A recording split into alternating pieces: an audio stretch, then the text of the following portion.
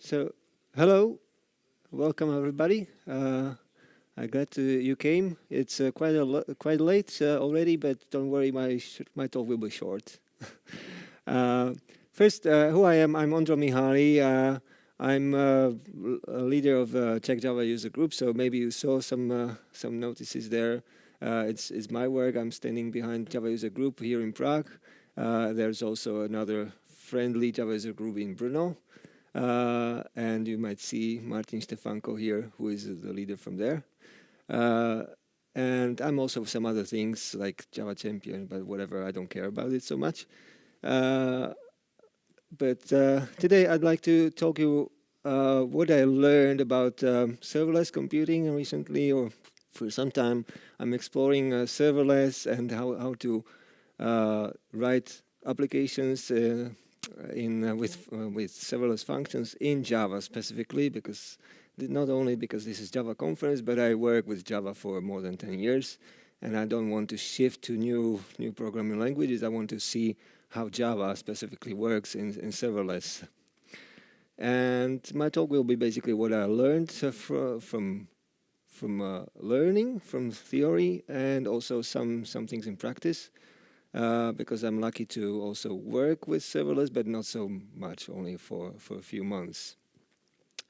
But basically what serverless computing is and what are the benefits. Serverless computing is a big thing in the area when you really want to focus on code and not so much on infrastructure. It's like a dream thing for developers. They just write code and it just runs. In the reality, it's not that easy, but that's basically the idea.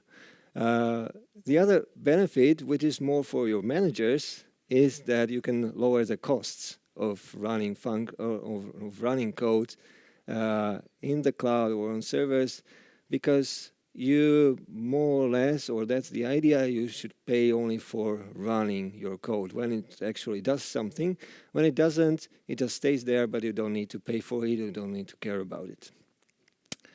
And from behavioral point of view, there are two benefits of using serverless computing from architecture style. You can scale to zero, which means that you don't need to pay for your services if you don't use them. So you can save the resources, you save the costs. But another thing is you can also scale to infinity. This is with a little bit of caution. Infinity is not really an infinite number, but it's quite a high number, higher than you were able to scale before. Like in AWS, you can scale up to, I think, 10,000 in parallel invocations of a function, but you can have several functions doing work. So we can scale to a high load, processing a lot of parallel requests from zero. So in one second you have zero, in another second you can have 10,000 parallel requests, and then another second zero. And you only pay for these 10,000 parallel requests, but only for that time that they are processed. So that's why it's good for loads where for deployments where the load changes very often, or when you know that you will only run your services once in a while with some batch job or something that just does some computation or update once a day or something like that. But there are some things that we have to remember or have to learn about serverless computing and how the code gets executed, and some habits we need to unlearn to be successful with that. So first thing is we shouldn't store state in our functions, in the application itself, meaning in Java memory, in heap. Because this is how serverless works. It will run your code, and it will keep it running only as long as it needs to run, and then basically it shuts down the application, and then it spins it up again when it's needed. But between these invocations, sometimes the data is scarce, but if there is too much time between the invocations, you can easily lose the state. So you cannot rely on the state in your code. Only use it mostly as a cache, because it may be there, but after some time it may disappear, and you still need to load it from somewhere. Another thing is synchronous operations. You know that synchronous itself is not very good because it causes blocking threads, causes blocking applications. But in serverless functions, it has completely different like paradigm. With serverless functions, it's not entirely true that you only pay when the function does something. You actually pay as long as it is running. And it may happen that you call some synchronous I/O and you need to wait, the function needs to wait, but you still pay for it. You pay also when the function is waiting for something, not only when it does the computation. And if you want to save money, you want to avoid this. So it's good to be careful about when you call database, when you call some other external service, because if that is slow, you still pay for that call, not only for what your application does. Another thing is resource pooling, which I will explain later. But basically, pooling resources is quite common in application servers or even in small applications in Spring Boot when you create some connections at the application startup, and then you expect that these connections will be used later by incoming requests, so you create them in advance so that they are ready. So same with threads. You have thread pools, but you create some threads in the beginning, and you expect that they will be used very soon after you create them. But with serverless functions, it's very likely they won't be used, and I will explain later why.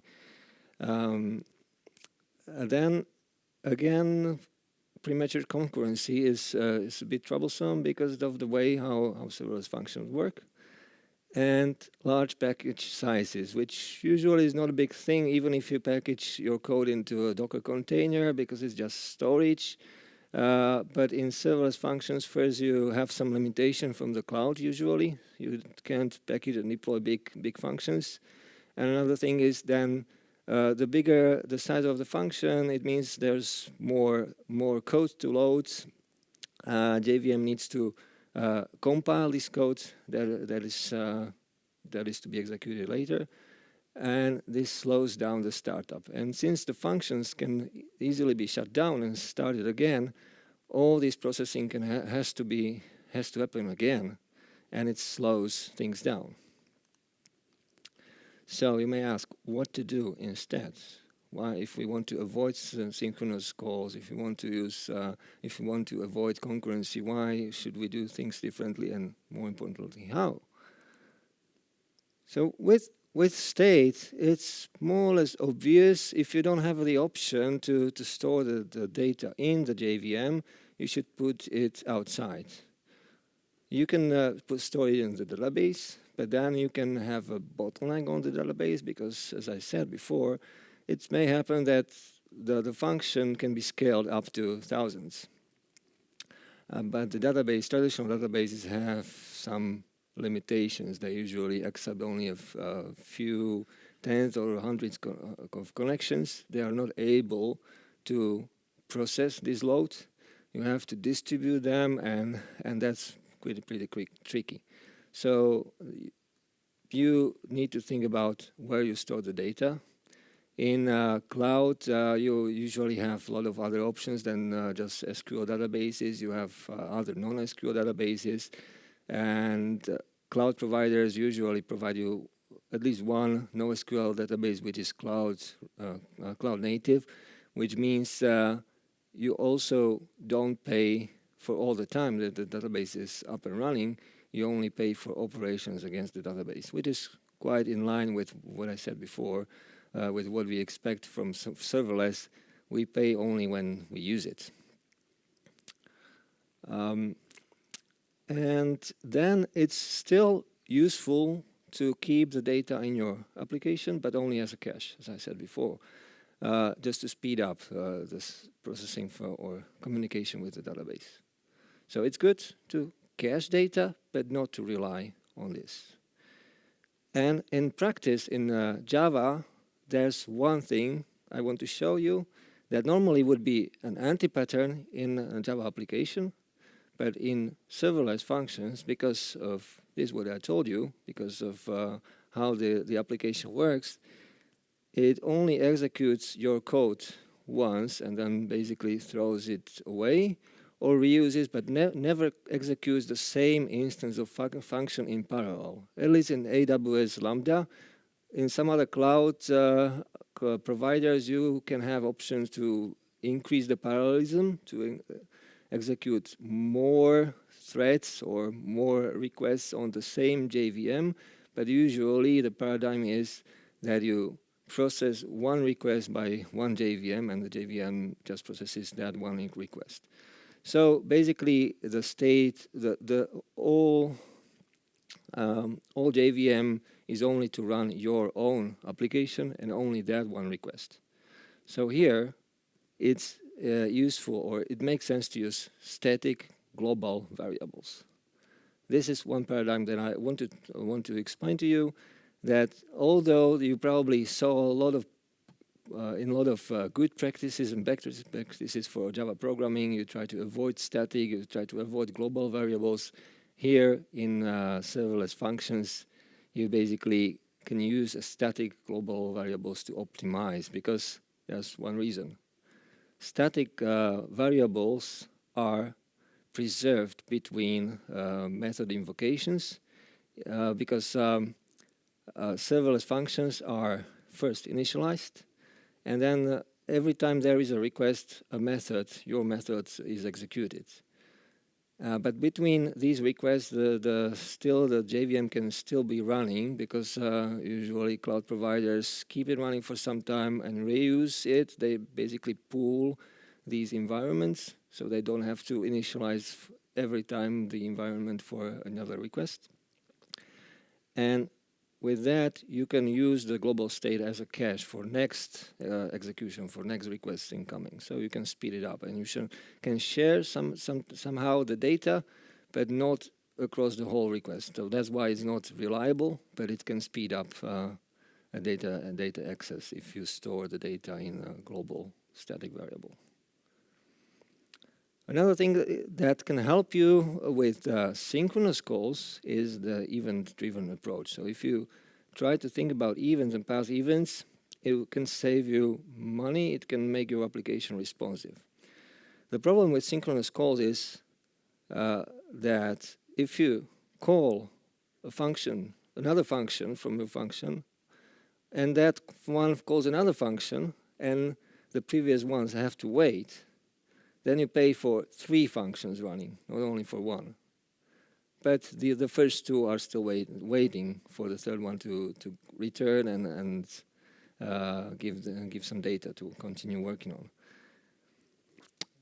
And if you execute events, or if you trigger events, then your first function can complete, and you only pay for the processing before the executing the event, or it can do something else besides just sending the event. It can continue and send other events. Then another function will retrieve the event or react to the event, and will do some processing and then throw event. It's a bit more complicated, but it can save you from wasting money for functions that are just waiting for a response. Sometimes it's way too complicated, and it's much better to use synchronous calls.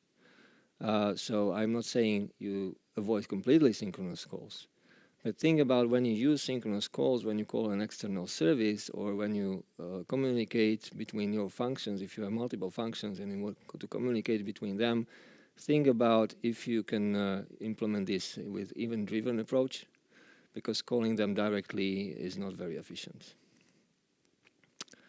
About pooling resources, yeah. My message is simply just don't pool resources in Lambda. And the reason is that you mostly will use just one instance of a resource. Lambda, since it processes one request at a time, I mean one Lambda invocation, you can have multiple parallel invocations, but those are different JVMs, so different processes. One JVM in Lambda or in serverless function it will process only one request at a time. And for that request, you mostly use only one connection to one database. You also mostly use only one thread. You can use multiple parallel threads if you have some parallel computation to do. But if you only process everything sequentially in one thread, you don't need more threads because no other parallel task, no other parallel request will come. And you want to avoid pools. The problem is that a lot of frameworks expect that they will be used in application servers or microservices even, where it's expected that the service will process multiple incoming requests in parallel. So they automatically create thread pools. They automatically create pools of connections, but you should avoid it.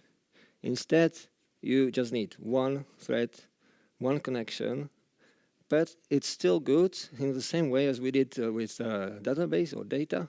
It's good to store it into a global variable so that it can be reused later, couple of seconds or couple of minutes later, by another invocation.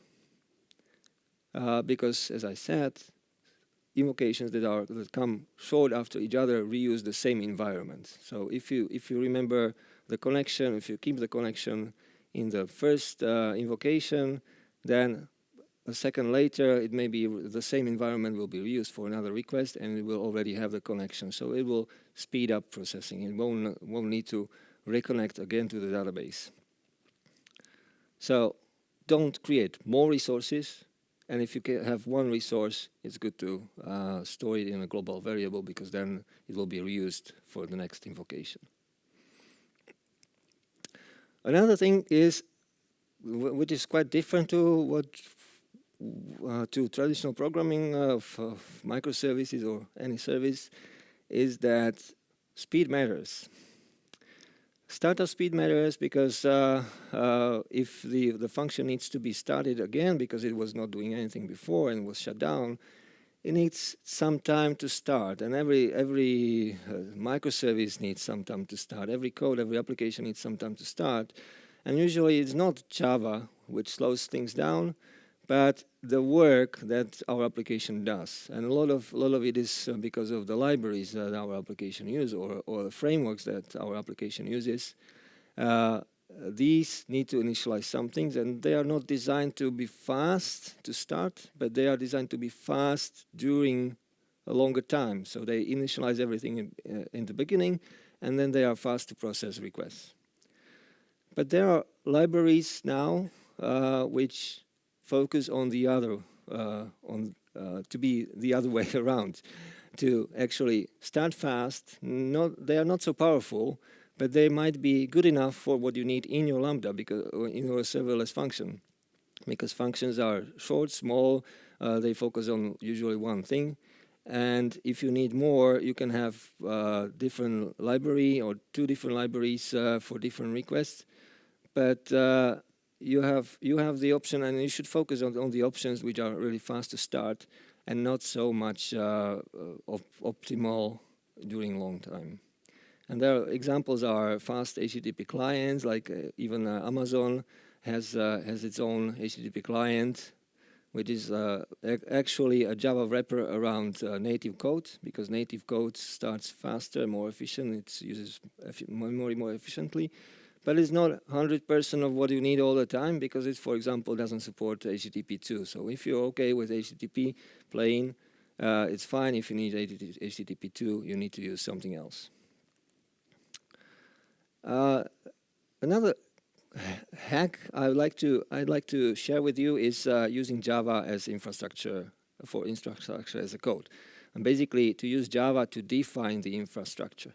With serverless functions, you can end up with many granular functions, but you still need to connect them together. To work together, you need to connect them to databases, to other services, and this all needs to be defined in the infrastructure, in the configuration, which is outside of your main logic. But there are tools like AWS CDK or Pulumi that allow you to define in Java all these relationships, and this is not part of your application, but it's like a separate definition of how the application should be wired together, how it should run on. This is an example of how it looks like in CDK. You can see it's a plain Java code. It defines an object. It defines on the runtime for this function, how much memory it should use, and all the other different things you can define with Java. And you can even package this as a template and use it as a dependency in your project, deploy it to Maven, whatever. So you have a lot more options than with just some script or with some Terraform YAML file, which is pretty nice, I think. I don't have much time, but shortly about cold starts, which is like an elephant in the room sometimes.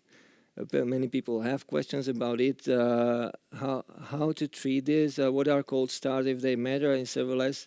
A lot of people would tell you that, who have the experience, that no, it doesn't really matter because cold starts happen very rarely, and most of the time your function is already warmed from previous execution, so you won't see this. But there are a lot of options in the JVM ecosystem that can tackle this, and maybe for some other time.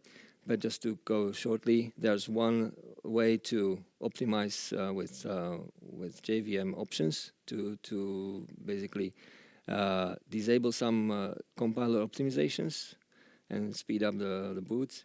Then you can save execution. So you basically start the application, save the state of the application before it runs serves the first request, and the next time you basically deploy it with this checkpoint, with this state, and the cloud function will then, even from cold start, it will basically continue from that point. It will not initialize everything again and again, but it will continue from the point that you provide it as a checkpoint. Then there are build time optimizations and maybe compilations, but there I recommend you to study Quarkus framework, which is quite a nice tool to help you build applications and compile them natively, and it also supports build time compilation. So go there and see for yourself in the documentation.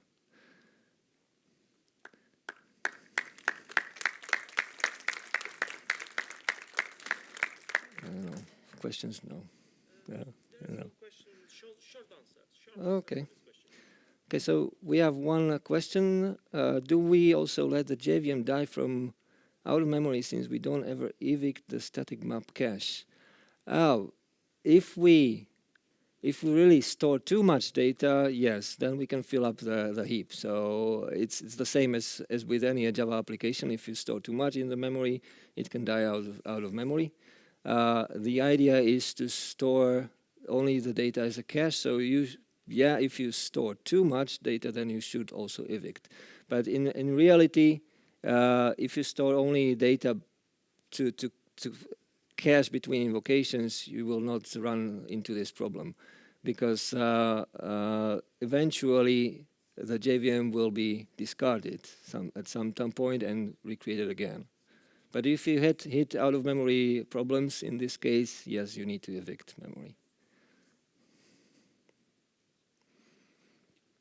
So thank you very much.